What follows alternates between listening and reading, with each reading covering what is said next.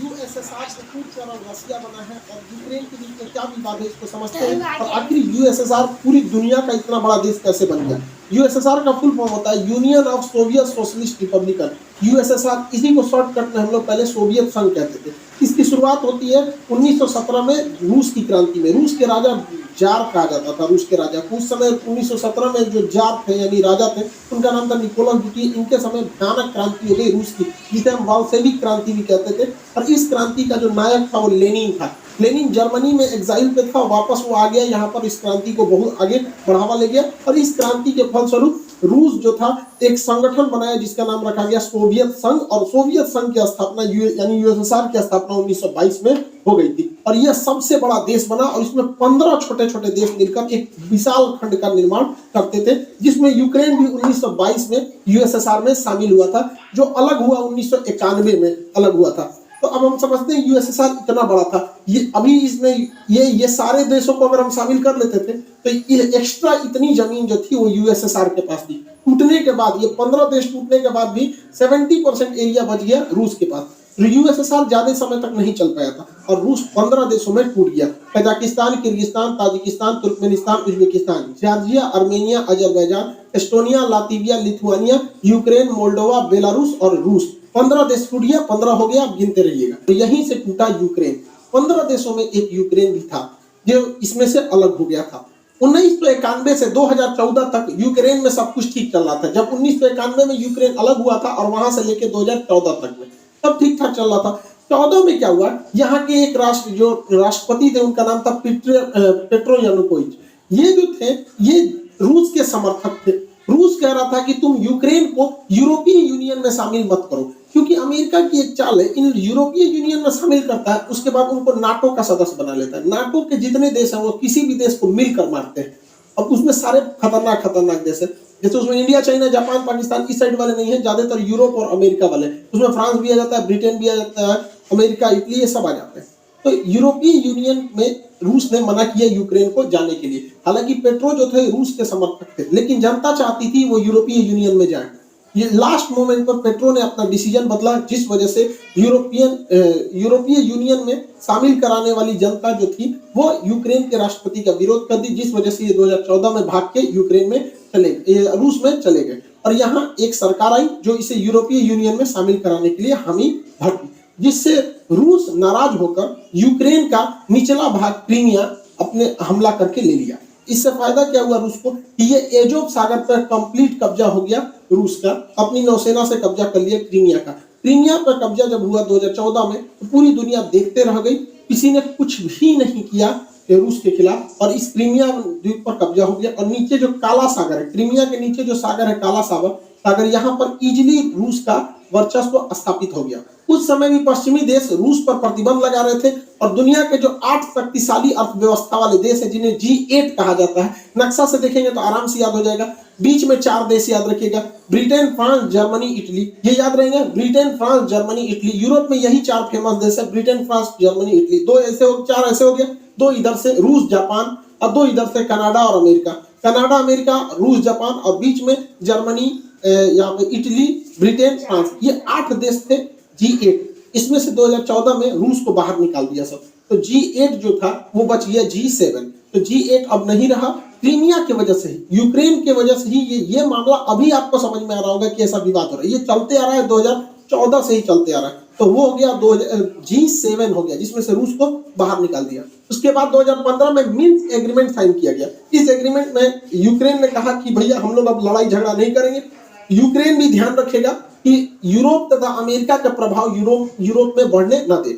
लेकिन कब गड़बड़ कब हो गया, जब यूक्रेन ने 2017 में कहा कि वो नाटो ज्वाइन करना चाहता है। नाटो का फुल फॉर्म होता है नॉर्थ अटलांटिक ट्रीटी ऑर्गेनाइजेशन। इसका स्थापना 1949 में हुआ था। वर्तमान में इसमें 30 देश आ गए हैं, और ये 30 शक्तिशाली, कनाडा है, America, Britain, France, Italy, Germany, ये जितने खतरनाक देश है सब है। और ये मेनली रूस को काउंटर करने के लिए। और इस नाटो का आर्टिकल संख्या 5 कहता है कि नाटो के 30 देश किसी को मारे कोई दिक्कत नहीं है, लेकिन इन 30 में से किसी एक को अगर कोई दूसरा देश मारेगा तो 30 मिलकर मारेंगे।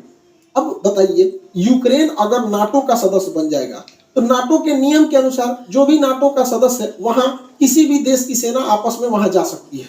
तो यूक्रेन जिस दिन नाटो का सदस्य बनेगा, अमेरिका की सेना यूक्रेन में भी आ सकती है।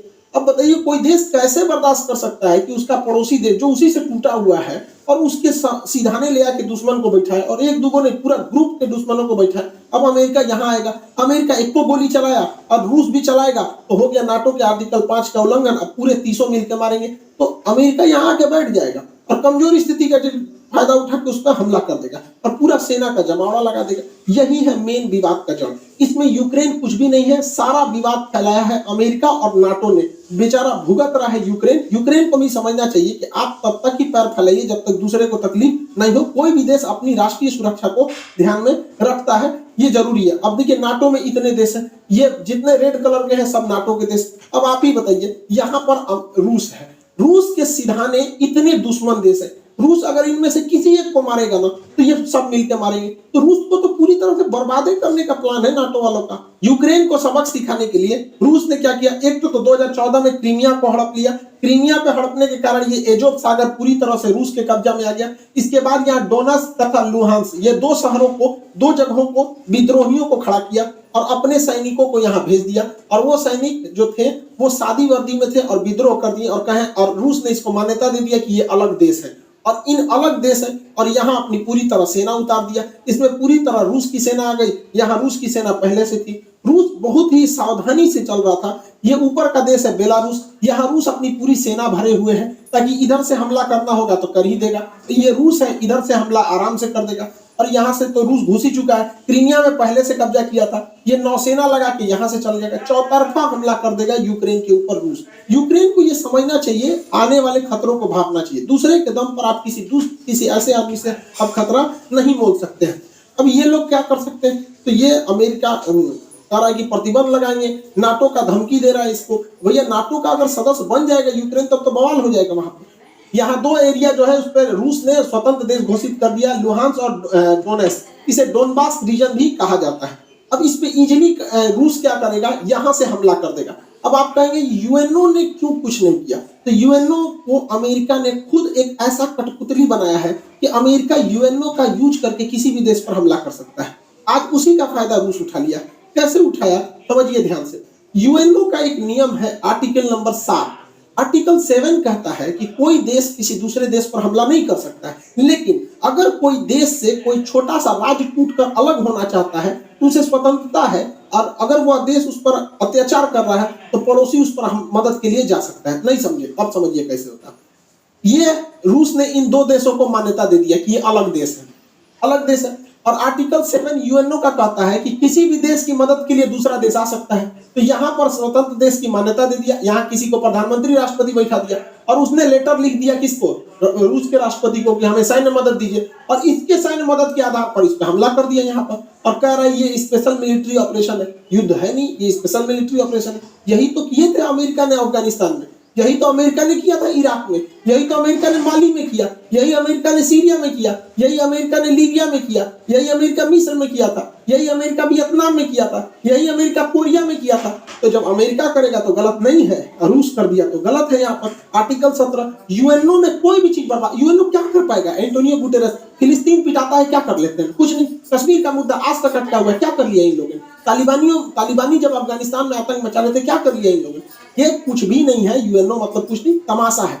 अमेरिकी खुफिया एजेंसी सीआईए कह रही थी 16 फरवरी को सुबह 5 बजे रूस यूक्रेन पर हमला कर देगा। बैल है ये रूस, जब तो बता के हमला करेगा। उस दिन हमला करना भी रहता तो नहीं करता, पहले से पता।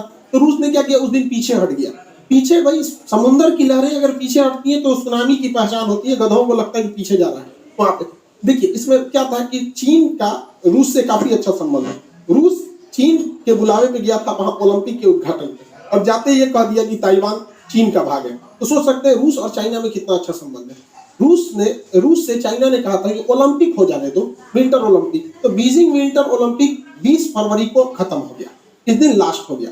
और 21 फरवरी को व्लादिमीर पुतिन ने यूक्रेन में 2 स्वतंत्र देशों की घोषणा कर दी। अब समझिए ये स्वतंत्र देश की घोषणा क्यों की गई है, ताकि यूएनओ का आर्टिकल 7 का प्रयोग किया जा सके।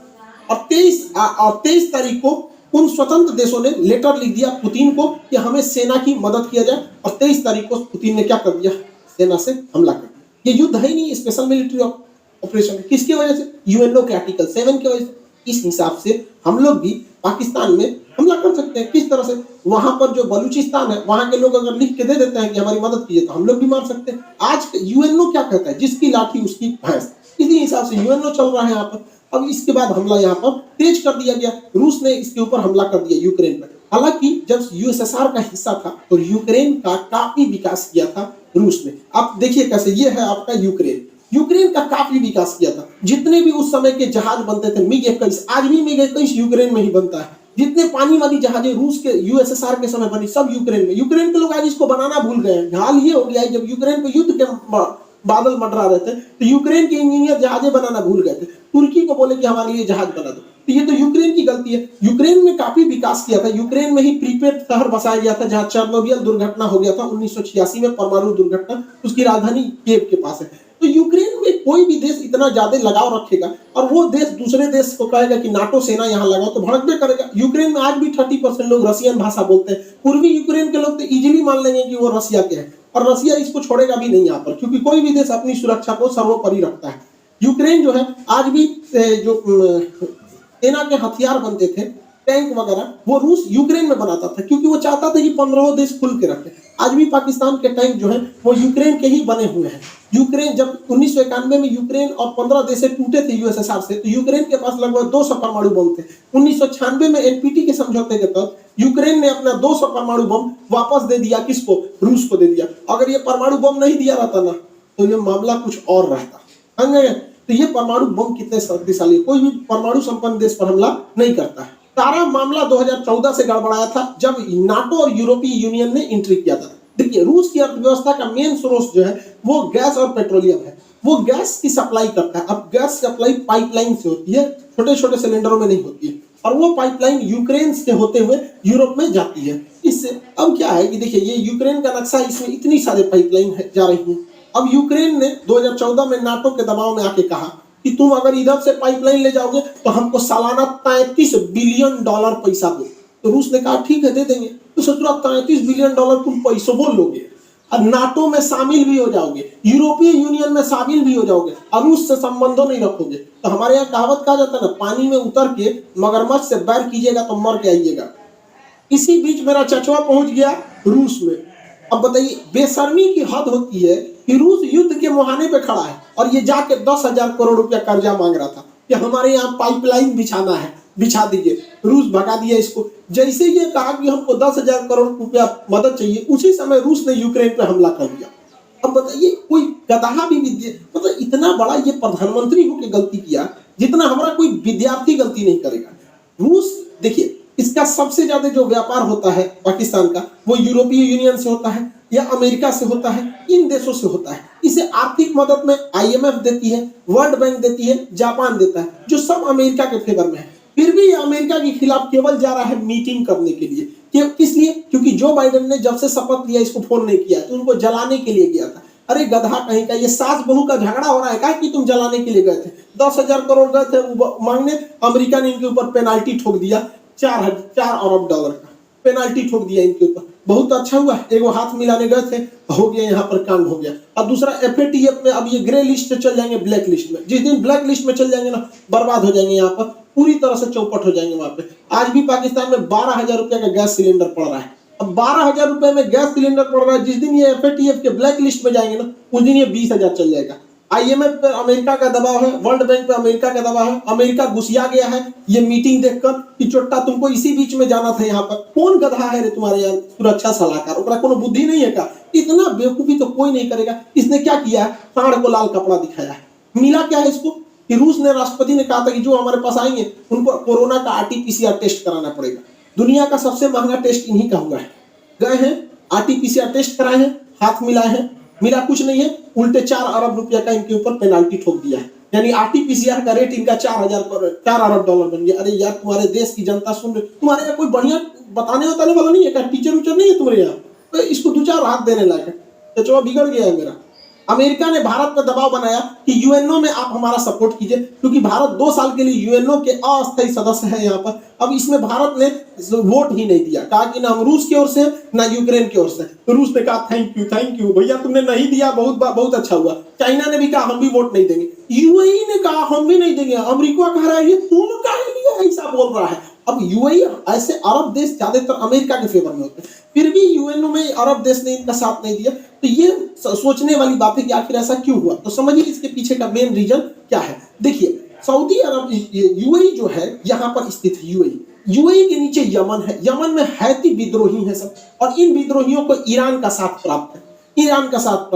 अगर यूएई रूस के खिलाफ जाएगा तो रूस की दोस्ती है ईरान से, वो ईरान को फोन करेगा, ईरान हैती विद्रोहियों को फोन करेगा, हैती विद्रोही यूएई को बचा देगा सब पकड़ के। तो एक रीजन ये है। दूसरा रीजन ये है कि ईरान के पास भी पेट्रोलियम है, रूस के पास भी पेट्रोलियम है और यूएई के पास भी पेट्रोलियम है। इन्हें दोस्तों को साथ में रख के पेट्रोलियम के लेवल को, मतलब प्राइस को कंट्रोल करने में भी मदद मिलेगी। अमेरिका इजराइल पर भी दबाव बना रहा है कि इजराइल यहाँ पर सीरिया में बम्बार्डमेंट कर दे ताकि रूस का ध्यान भटक जाए, लेकिन इजराइल ऐसा करने से मना कर दिया।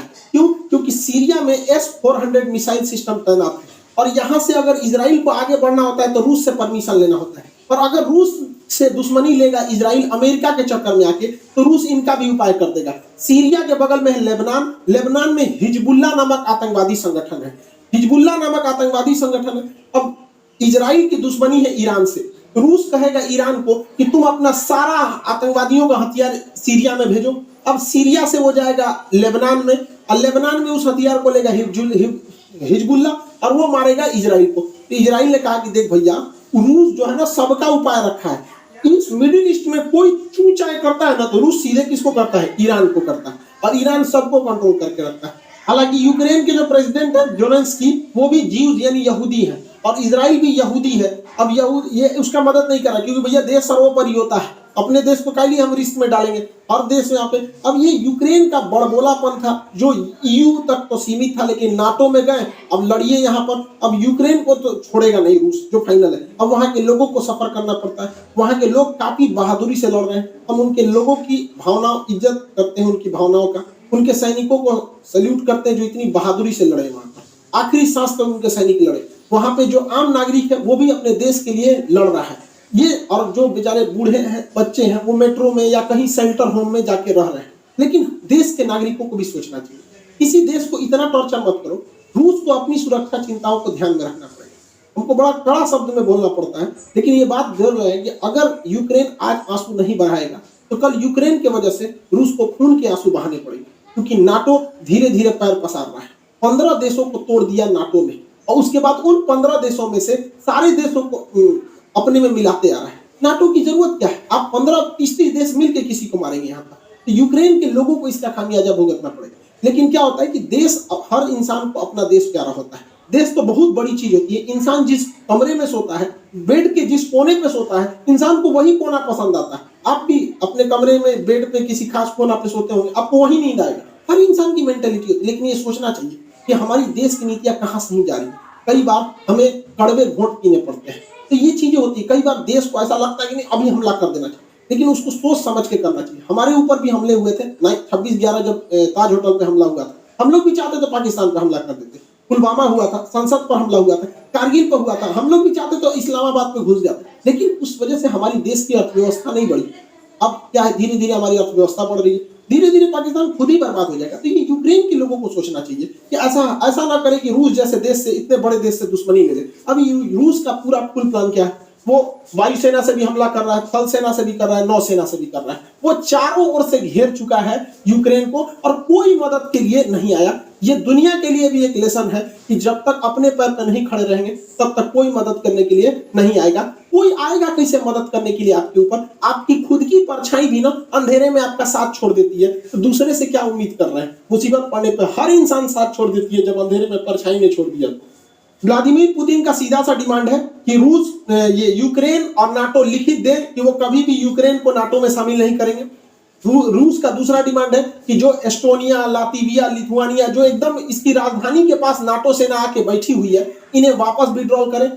अमेरिका ने यूरोप में जो परमाणु बम रखे हैं इसे वापस ले जाए, ये व्लादिमीर पुतिन का है। हालांकि पुतिन का आंतरिक विरोध भी हो रहा है देश में, लेकिन इसे दबाने के लिए पुतिन काफी बेहतरीन ढंग से वेल ट्रेन है। पुतिन का पूरा प्लान क्या है, वो यूक्रेन को इस एरिया से काट देंगे। इस एरिया से काट दिए, वो ऑलरेडी काट चुके हैं, इसमें तो कुछ सोचना ही नहीं। क्रीमिया में वही काट चुके हैं। अब ये है एक देश है जिसका नाम है मोल्डोवा। व्लादिमीर पुतिन क्या किए, बहुत पहले से प्लानिंग के तहत मोल्डोवा के इस क्षेत्र को विद्रोहियों द्वारा आजाद करा दिए हैं। इधर विद्रोही क्षेत्र है, ट्रांसनिस्ट्रिया नामक इस देश को बना दिए हैं यहाँ पर। अब उनका फुल प्लान है कि यहाँ से यहाँ ये एरिया को काट देंगे यूक्रेन का, जिससे यूक्रेन धीरे धीरे एक लैंड लॉक कंट्री हो जाएगा और ये पूरी तरह से लैंड लॉक हो जाएगा, नीचे से कोई मतलब ही नहीं बनेगा यहाँ पे, ताकि इसकी नौसेना इधर, अक्सर नाटो की नौसेना इधर आ जाती थी। अब इनको खामियाजा भुगतना पड़ेगा। कीव में उसकी सेना घुस चुकी है, रूस की सेना चारों ओर से घुस चुकी है।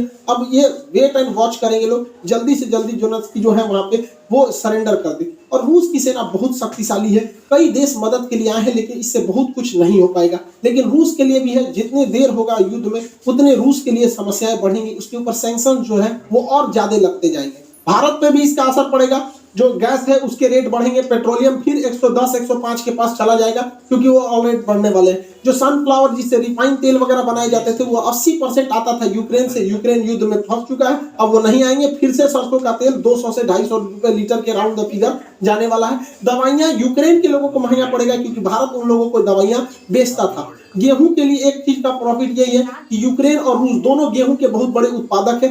यूक्रेन के पास गेहूं का बहुत बड़ा भंडार था। यूक्रेन में एक घास का मैदान है जिसे कहते हैं स्टेपी, उसे bread basket of the world कहते हैं। दुनिया में वो गेहूं वहां बहुत ज्यादा मात्रा में उत्पादित होता है, तो गेहूं का इन लोग के पास प्रोडक्शन गिरेगा, जिस वजह से गेहूं के रेट बढ़ेंगे। तो भारत उन गेहूं को विदेश में बेच सकता है और इस तत्कालिक समय के लिए फायदा कमा सकता है। ये भारत के लिए एक मौका है, वो भी हाथ से मत चला जाए, दिक्कत हो जाएगा। हालांकि रूस इसके लिए पहले से तैयार बैठा है। उसने अपनी अर्थव्यवस्था को बजट में जो पारित किया था उसको स्टेबल रखने की कोशिश किया। वहां पर्याप्त मात्रा में विदेशी भंडार रखे गए हैं, वो सोने का प्रचुर भंडार रख चुका है। अमेरिका ने उसके ऊपर सबसे खतरनाक प्रतिबंध लगाया है, स्विफ्ट बैन लगा दिया है। देखिए, दो तरह के बैंकिंग में कोड होते हैं। अगर आप देश के अंदर ही पैसा भेजना चाहते हैं तो आपको आईएफएससी कोड लगते हैं। आप अगर जानते देखे होंगे, बैंक में कभी भी पैसा ट्रांसफर किए होंगे तो आईएफएससी कोड लगा होगा। अगर आपको आईएफएससी कोड नहीं पता है, बैंक से ट्रांसफर पैसा नहीं होगा।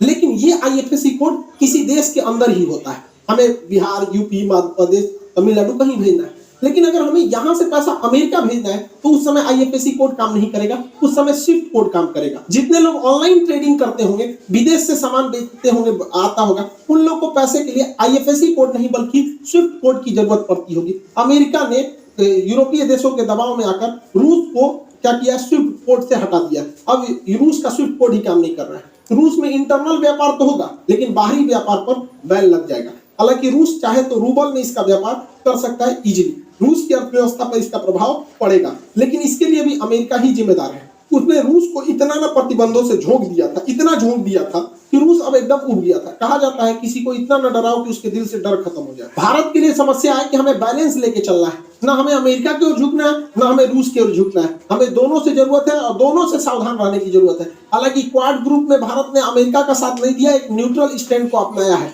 यूएनओ में भी भारत ने एब्सटेन करके मत न डाल के वो भी एक तरह के न्यूट्रल स्टैंड को अपनाया है। G20 में भी भारत बहुत कुछ नहीं कहने वाला है रूस के खिलाफ। हमें बैलेंस लेके चलना है, अमेरिका के कहने पे हम लोग को नहीं आना है, क्योंकि अगर हम अमेरिका के कहने पे चले आएंगे तो रूस हम चाइना के फेवर में चला जाएगा, क्योंकि वो भी देखेगा कि भैया आप अमेरिका के गुण गा रहे हैं तो वो किसके पे गुण गाने लगेगा, चाइना का। और ये चाइना यही चाह ही रहा है, क्योंकि उधर यूक्रेन को कब्जा कर लेगा, यूक्रेन ले गया रूस, अब ताइवान लेके चला जाएगा चाइना, इसके बाद स्प्रेटले द्वीप लेगा, इसके बाद पारासेल आइलैंड लेगा। ये चाइना के लिए प्लस पॉइंट होगा। अतः चाइना को रोकने के लिए हमें रूस के साथ रखना जरूरी है, साथ साथ अमेरिका का भी साथ देके चलना जरूरी है। तो हमें काफी मतलब बीच बचाव लेकर चलना चाहिए। सबका कारण है नाटो और अमेरिका के चक्कर में पूरी दुनिया आज सफर कर रही है। हमारे देश का सेंसेक्स नीचे गिर गया, 10 लाख करोड़ रुपए जो हमारे सेंसेक्स है, 5% सेंसेक्स नीचे चला गया हमारा शेयर मार्केट, यानी लगभग 2000 अंकों की गिरावट देखी गई है,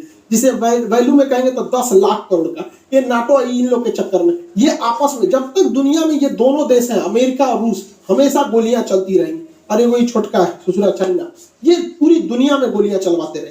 हम लोग को न्यूट्रल बैलेंस लेके चलना है, लेकिन हमें ये नहीं भूलना चाहिए कि अमेरिका से दोस्ती, दुश्मनी तो खतरनाक होती है, दोस्ती और खतरनाक होती है, ये किसी के नहीं होते हैं सर। और अमेरिका के पिछले कर्मों को हमें नहीं भूलना चाहिए। याद कीजिए 1971 में जब जंग चल रही थी तो रूस हमें बचाने आया था, 40वां बेड़ा भेजा था, और यही अमेरिका जो परमाणु बम से मारने की धमकी दिया था, अपना 7वां बेड़ा भेजा था। 1965 में जब हमारे यहाँ अकाल पड़ा था तो अमेरिका हमें सुअरों को खाने वाला गेहूं दिया था। किस मुंह से अमेरिका आज हमसे मदद मांग रहे हैं यहाँ पे भैया? जब 370 लगा था तो इसमें रूस ने हमारा दिया था। यूएनओ में कश्मीर में जब जब मुद्दा आया था तो यूएनओ कहता था कि वहां के लोगों से पूछिए क्या होगा, तो रूस वहीं पे रोक लगाता था। हम कैसे भूल सकते हैं रूस को? रूस ही हमें सबसे ज्यादा हथियार दिया। आज भी भारत में 80% हथियार रूस से ही आ जाते हैं, हम इसको नहीं भुला सकते हैं। 1998 में जब भारत ने अपना परमाणु बम परीक्षण किया था, पूरी दुनिया खिलाफ हो गई थी, रूस साथ खड़ा था। आपको याद है कि नहीं इन दोनों की जोड़ियां, इन लोगों ने परमाणु परीक्षण किया था, उसके बाद कोई हमें आंख उठाकर नहीं देख सकता था। तो उस समय भी रूस की बात हम लोग को याद रहना चाहिए। 1999 में जब कारगिल की लड़ाई हुई थी तो अमेरिका ने अटल बिहारी वाजपेयी से कहा था कि हम परमाणु बम मार देंगे भारत के ऊपर। तो अटल बिहारी वाजपेयी ने कहा था कि हम आधा हिंदुस्तान खोने के लिए तैयार हैं, लेकिन हम वचन देते हैं कि सुबह का सूरज पाकिस्तान नहीं देख पाएगा। तो पाकिस्तान अमेरिका अपना परमाणु बम लेके भागा था। याद कीजिए अभिनंदन की जी का फाइटर पायलट जो थे, इनके ऊपर जहाज से जो स्ट्राइक किया गया था, वो जहाज भी पाकिस्तान को अमेरिका ने दिया था, F-16 जहाज। आज भी हमारी जरूरत रूस ही पूरा करता है। S-400 के दम पर आप लोग चाइना को चैलेंज करते हैं, किसने दिया? रूस ने दिया। विक्रमादित्य किसने दिया? रूस ने दिया। 1991 में हम लोग जब अंतरिक्ष में क्रायोनिक इंजन की जरूरत थी, रूस अपने 8 क्रायोनिक इंजन दे रहा था, अमेरिका ने उस पर प्रतिबंध लगा दिया, जिस वजह से हमारा परमाणु अंतरिक्ष कार्यक्रम लगभग 20 साल पीछे चला गया। आज भी चंद्रयान में अमेरिका के जगह पे रूस हमारी मदद कर रहा है। तो रूस हमेशा से हम लोग के साथ रहा है। आज देखिए परमाणु पनडुब्बी, चाहे चक्र हो, नेपरा हो, अरिहंत हो, इसमें रूस हमारी मदद कर रहा है। AK-203 राइफल की फैक्ट्री हो, रूस मदद कर रहा है। चाहे सुखोई जहाज जो हमारी वायुसेना का ऋण है, रूस ने हमें दिया है। ब्रह्मोस जहाज दुनिया का सबसे खतरनाक सुपरसोनिक क्रूज जहाज मिसाइल है जिससे चाइना डरता है, किसने दिया है? रूस ने दिया। तो हमें बैलेंस लेके चलना है। कहीं ना कहीं सेना में रूस मदद करेगा, लेकिन अमेरिका से हम लोग को भी संबंध बना के रखना है। चाइना को जब कंट्रोल करने की बारी आएगी तो रूस नहीं सुनेगा, तब हमें अमेरिका को लाना पड़ेगा। इस दुविधा में हम लोग हैं कि अमेरिका का साथ दे कि रूस का साथ दे। इसके लिए सबसे अच्छा रास्ता क्या होता है समझिए। मान के चलिए हमारे दो बहुत करीबी आदमी हैं, उन दोनों का ब्याह पड़ गया, कुकर आए कि हमारे ब्याह में आना, कुकर हमारे ब्याह में जाएगा, तो भैया हम एक में जाएंगे तो दूसरा से संबंध खराब हो जाएगा। एक काम करते हैं, कोई दिन हम अपने ब्याह कर लेते हैं, बातें खत्म हो जाएगा, भैया हम अपने ब्याह में बिजी थे। इसी वजह से सबसे अच्छा तरीका है, ना हम रूस के फेवर में जाएंगे और ना ही हम अमेरिका के फेवर में जाएंगे। सबसे अच्छा तरीका है मोदी जी को अपनी सेना को बोलिए कि गलवान घाटी में 2 किलोमीटर आगे घुस जाए। गलवान घाटी में जैसे 2 किलोमीटर आगे घुसेगी, लड़ाई तो करना नहीं है, उलझा के रखना है। 2 किलोमीटर जहां आगे घुसेगी उधर से चाइना वाले घुस जाएंगे, फिर वैसे ही स्टैंड ऑफ हो जाएगा।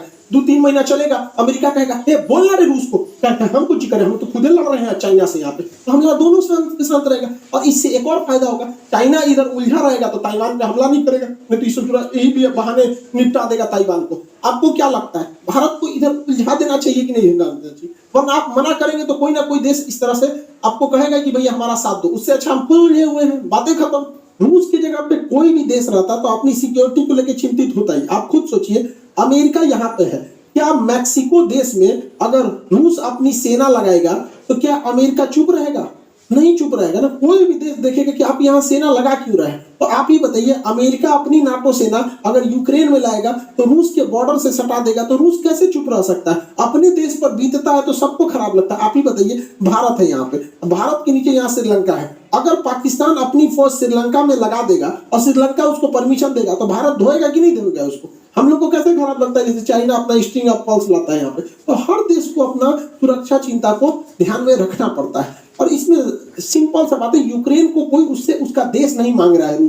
रूस का केवल यही करना है कि यूक्रेन डिसाइड एक लिखित दे दे कि वो कभी भी नाटो सेना में शामिल नहीं होगा। यूक्रेन को यह सोचना चाहिए कि नाटो में शामिल होने से अमेरिका को फायदा है, वो दुश्मनी निकालेगा रूस से। क्या जाता है यहाँ पे, पूरा देश बच जाता, उसके लोग मरने से बच जाते, क्या काम आया नाटो? तो यहाँ यूक्रेन को सोचना चाहिए कि बहुत ज्यादा जिद पालने से कोई खास फायदा नहीं होता है। और हमेशा एक चीज याद रखना चाहिए, यूक्रेन हो, हम हो या आप हो, हम अपना पड़ोसी नहीं बदल सकते, दोस्त बदल सकते। इसलिए दोस्त से संबंध बने बिगड़े, लेकिन पड़ोसियों से हमेशा संबंध अच्छा रखना चाहिए, क्योंकि हमेशा काम पड़ोसी आते हैं। यूक्रेन का पड़ोसी रूस है, और ये ना अमेरिका दोस्त है, तो हमेशा एक चीज को ध्यान रखना चाहिए, किला सुरक्षित करने के लिए पड़ोसी का सुरक्षित होना जरूरी है। यूक्रेन को हठधर्मिता छोड़नी चाहिए, आप यूरोपीय यूनियन में शामिल हो जाए, नाटो जैसे सैन्य संगठन में नहीं शामिल होना चाहिए। क्या ये फिनलैंड बेवकूफ था, स्वीडन बेवकूफ है जो इन लोगों ने नाटो की सदस्यता नहीं लिया? यूक्रेन, रूस ने धमकी दिया फिनलैंड ले लेगा तो तोड़ो फोड़ देंगे, क्या कर लेंगे लोग ये रूस का? दूसरा, बीपीएससी का जो प्रैक्टिस सेट है बाबू वो आ चुका है, बीपीएससी और एनटीपीसी रेलवे जितना चीज है इसका प्रैक्टिस सेट है, इसको प्रैक्टिस करते रहेंगे। आपके एग्जाम में जो मेरिट से छटते हैं लोग, वो लोग इस वजह से नहीं छटेंगे। और इकोनॉमिक्स के बैच बहुत देर से अटके हुए थे, अब वो 3 जनवरी से इकोनॉमिक्स का बैच आ जाएगा, या 3 जनवरी का है, 3 मार्च को सुबह 9 बजे इकोनॉमिक्स का बैच आ जाएगा। इसमें मैक्रो इकोनॉमी, लोच वगैरह सब चीज बता देंगे आप लोगों को। आई होप आप ये सब चीज समझे होंगे। भारत को किसी का साथ नहीं देना चाहिए, इंटरनेशनल रिलेशन में कभी भी कोई भी चीज बदल सकता है, हमारी जरूरत है तो ही हम लोग काम आ सकते हैं दूसरे के लिए। आई होप आप समझेंगे। मिलेंगे नेक्स्ट क्लास में। जय हिंद।